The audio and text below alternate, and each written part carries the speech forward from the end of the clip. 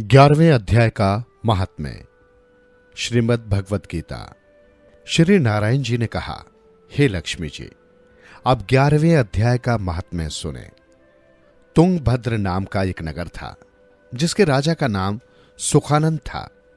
वो श्री लक्ष्मी नारायण जी की बहुत सेवा करता था। वहां के शिवालय में एक बड़ा विद्वान पंडित ब्राह्मण रहता था। उस ब्राह्मण का नियम था कि वो नित्य प्रति गीता के 11वें अध्याय का पाठ किया करता था।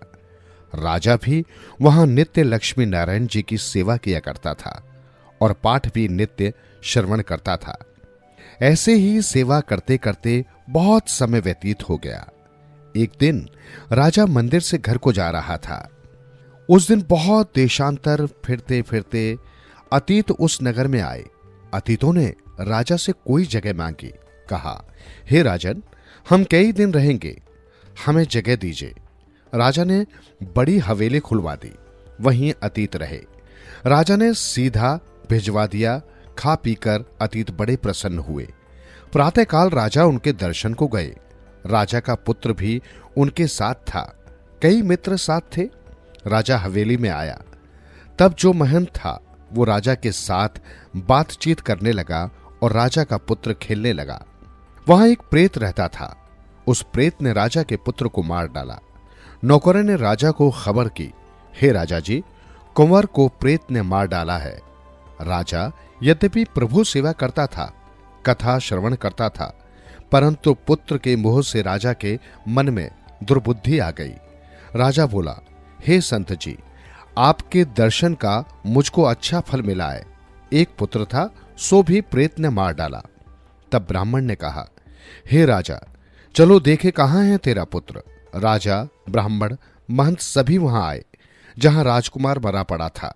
तब ब्राह्मण ने कहा, अरे प्रेत, इस लड़के पर कृपा दृष्टि कर, जो ये लड़का जी उठे और मैं तुझे गीता के 11वें अध्याय का पाठ सुनाता हूं, श्रवण कर। इससे तेरा कल्याण होगा। जितने जीव पीछे मरे हैं तिनका भी उद्धार होगा। अब तू अपने जन्म की बात कह, क्यों कर प्रेत हुआ है, तिसके पीछे तेरा उद्धार करूंगा। तब प्रेत बोला, मैं पूर्व जन्म में ब्राह्मण था, इस ग्राम के बाहर हल जोतता था। वहां एक दुर्बल ब्राह्मण आया था, सो इस खेत में गिर पड़ा। उसके अंगों में रुधिर निकला। एक चील ने उसका मांस नोच खाया। मैं बैठे देखता था। मेरे मन में दया न आई कि इस ब्राह्मण को छुड़ा दूं। इतने में एक और ब्राह्मण आया। उसने देखा एक दुर्बल रोगी ब्राह्मण गिरा पड़ा है और चील नोच नोच कर उसका मांस खाती है। ये देखकर उसने मुझसे कहा, अरे हल जोतने वाले ब्राह्मण, तू यज्ञोपवीत धारण किए बैठा है। कर्म तेरे चंडाल के हैं। निर्दयी, तेरे खेत के पास ब्राह्मण का मांस चील नोच नोच कर खाती है। क्या तू आंखों से अंधा है जो तू छुड़ाता नहीं? इस कारण से तू बड़ा पापी है। ये तीनों अपकर्मी नरक को जाते हैं। एक तो किसी को चोर लूटता मारता होवे और साक्षी होकर भाग जावे। दूसरा रोगी हो, तिसकी खबर न लेवे। तीसरे किसी को भूत लगा हो या छुड़ाना जानता हो, छुड़ावे नहीं। ये तीनों पापी नरक को जाते हैं। जो सर्व जीवों की सहायता और दया करते हैं तिनको अश्वमेघ यज्ञ का फल प्राप्त होता है। सो मेरे शाप से तू प्रेत योनि पावेगा। तब मैंने उसके चरण पकड़कर कहा, मेरा उद्धार कैसे होवेगा? तब ब्राह्मण ने कहा, जब तुमको कोई गीता के 11वें अध्याय का पाठ सुनावेगा तब तेरा उद्धार होगा। प्रेत ने अपनी कथा सुनाई। तब ब्राह्मण ने राजा से पूछा। राजा ने कहा, इसका उद्धार कीजिए और मेरे पुत्र को जीवित करें। तब ब्राह्मण ने गीता के 11वें अध्याय का पाठ किया और प्रेत पर जल छिड़का। तत्काल प्रेत की देह से छूट उस ब्राह्मण ने देवदेही पाई। उसने पहले जो कई जीव खाए हुए थे तिनका भी उद्धार हुआ। राजा का पुत्र सावधान हुआ। श्याम सुंदर चतुर्भुज रूप होके खड़े हो गए। स्वर्ग से विमान आए। तब प्रेत बोला, हे राजा, अपने पुत्र को मिल।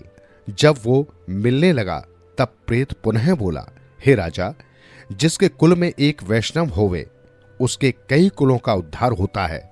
तू बड़ा वैष्णव है। तब राजा ने मोहकर कहा, हे पुत्र, तू मुझको मिल।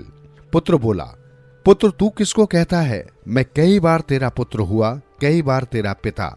ये प्रेत धन्य है जिसने मुझे मारा और मैं श्री गीता जी के 11वें अध्याय का पाठ श्रवण कर कृतार्थ हुआ हूं। फिर राजा ने कहा, पुत्र तू मेरे घर में एक ही पुत्र था, मेरी अब कौन गति करेगा और कोई संतान नहीं। तब पुत्र ने कहा, हे राजा, जिस कुल में एक वैष्णव होवे उसका उद्धार होता है। पिता तू चिंता न कर, अब मैं नारायण जी के परायण हुआ हूं और अब जब मैं श्री नारायण जी का दर्शन करूंगा तब मेरे कुल का उद्धार होगा, 21 कुल तेरे सुधरेंगे। तब राजा ने कहा, अच्छा सिधारो। वो सब विमान में बैठकर वैकुंठ में गए। तब उस ब्राह्मण से राजा ने 11वें अध्याय का पाठ श्रवण किया। मन में कहा, अब पुत्र पुत्री कोई नहीं, विरक्त होकर गीता का पाठ किया करे, तुलसी में जल चढ़ावा करे। ब्राह्मण साधु चले गए। राजा भी परम गति का अधिकारी हुआ। श्री नारायण जी कहते हैं, हे लक्ष्मी जी, ये 11वें अध्याय का महात्म्य है जो आपने श्रवण किया है।